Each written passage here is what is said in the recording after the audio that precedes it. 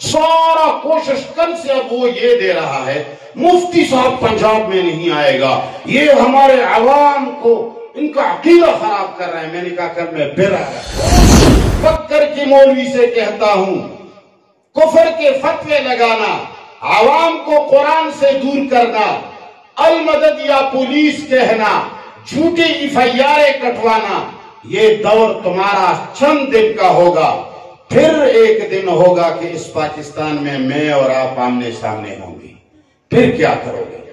اس دن کا خیال کرو۔ وہاں جا کر غلط بیانی پر ایک ایفائیار کٹوا کر کیا کر سکتے ہو؟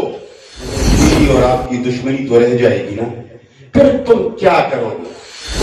پرسوں کی بات ہے، پچھلے مہینے 12 ربیع الاول کے اندر ایک مولوی ہے بکھر کا، بکھر علماء کا شہر ہے، بکھر علماء کا شہر ہے، بکھر بڑے سنجیدہ لوگوں کا شہر ہے، بکھر میں بڑے بڑے لوگ، علماء، اچھے لوگ رہتے ہیں۔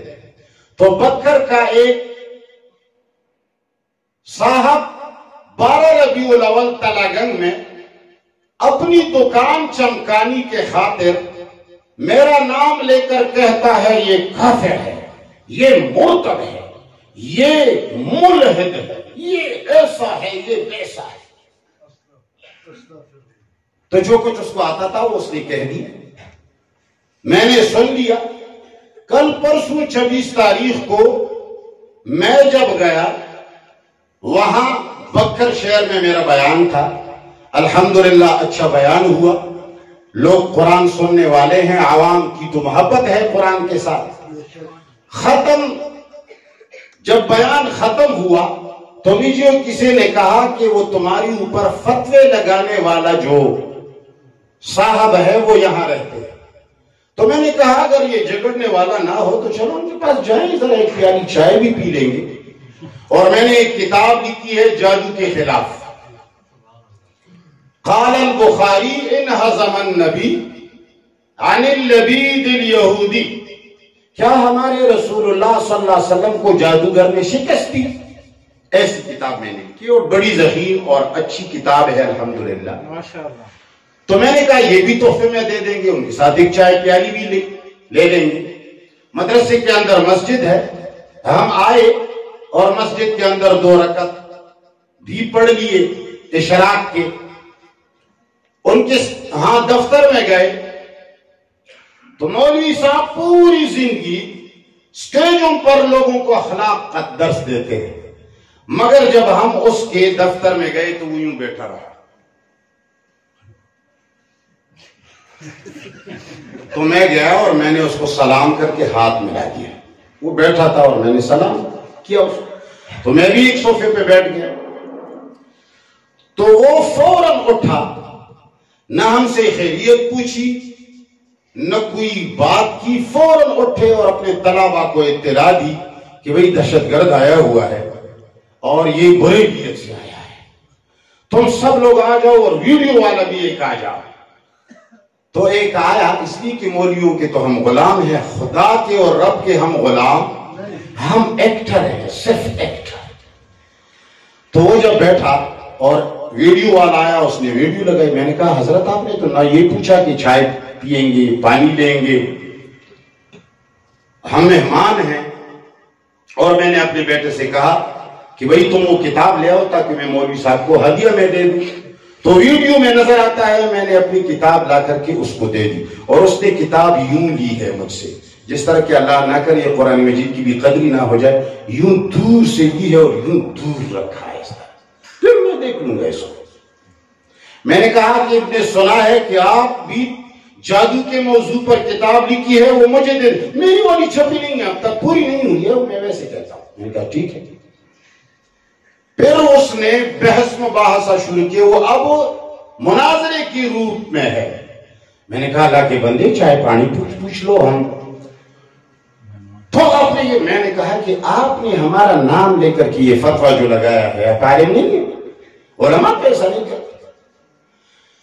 پھر اس وہ ایک سوال کرتا ہے، اب مناظرے کا شوق رکھتا ہے، لیکن میں جب مناظرے پہ آتا ہوں تو وہ ایک سوال کرتا ہے، نہیں پہلے اصول طے ہو جائے۔ مولوی کے بھاگنے کا ایک बड़ा बहाना ये है कि जब भी आप उनसे मुनाजरे के लिए हाजिर होंगे तो कहेगा पहले उसूल तय हो जाए कि कहां बैठेंगे, क्या करेंगे, कैसे बैठेंगे, क्या प्लान ऐसा किया होगा।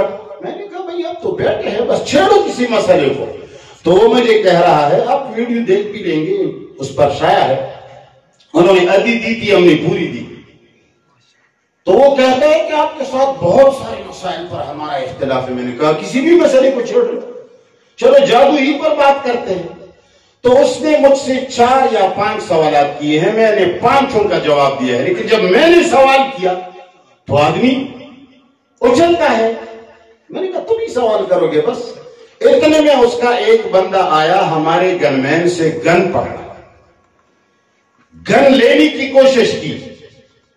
तो मैं उठा, इसलिए कि वो मेरे करीब था, गनमैन तो मेरे करीब खड़े होते हैं। तो मैंने अपने गनमैन को छुड़ाने के लिए उसको धक्का दिया और फिर उन्होंने भाई हमला किया हमारे ऊपर। ये उन्होंने उस कुरान को माना जिस कुरान के बदले ये पूरी जिंदगी चंदे लेते हैं कि कुरान अखलाक का सबक देता है। और ये कहते हैं हम मुवाहिद हैं, हम किससे मांगने वाले हैं? अल्लाह से। फौरन गए अल मदद या पुलिस, अल मदद या पुलिस। हम तो घर आ गए और वो दरबार गए, हमारी पुलिस, वही पाकिस्तान हमारा मुल्क है, पाकिस्तान की पुलिस हमारी पुलिस है, पाकिस्तान की अदालतें हमारी अदालतें हैं। तुम वहां जाकर गलत बयानी पर एक FIR कटवा कर क्या कर सकते हो?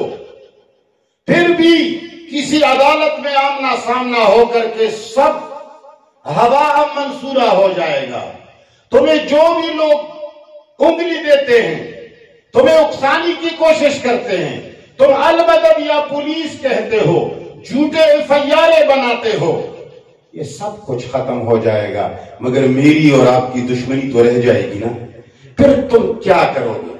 ये पाकिस्तान तो मेरा और तेरा मुल्क है, पुलिस तो तुम्हारी नहीं, वो तो मेरी भी है, मुल्क तो तुम्हारा नहीं मेरा भी है, इसकी हुकूमत तुम्हारी नहीं मेरी भी है, लेकिन दुश्मनी तो खालिसतन मेरी और आपकी रह जाएगी।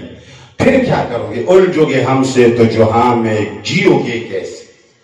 हम तो हर जुल्म की दीवार को गिरा देते हैं। सारा कोशिश कल से अब वो ये दे रहा है मुफ्ती साहब पंजाब में नहीं आएगा, ये हमारे अवाम को इनका अकीदा खराब कर रहा है। मैंने कहा कल मैं फिर आ रहा हूं। तो याद रखना, मैं आपके तवस्सुत से पूरे पंजाब के अवाम और मुसलमान और उलमा से कहता हूं, कुरान से नाता जोड़ो और हम अल्लाह से मदद मांगते हैं। कुरान पढ़ करके अल्लाह की दोस्ती इख्तियार करो।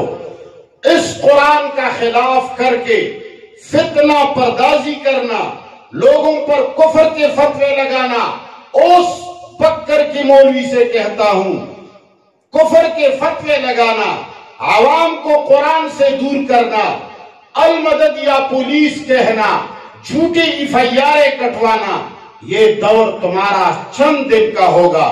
फिर एक दिन होगा कि इस पाकिस्तान में मैं और आप आमने सामने होंगे। फिर क्या करोगे? उस दिन का ख्याल रखना चाहिए।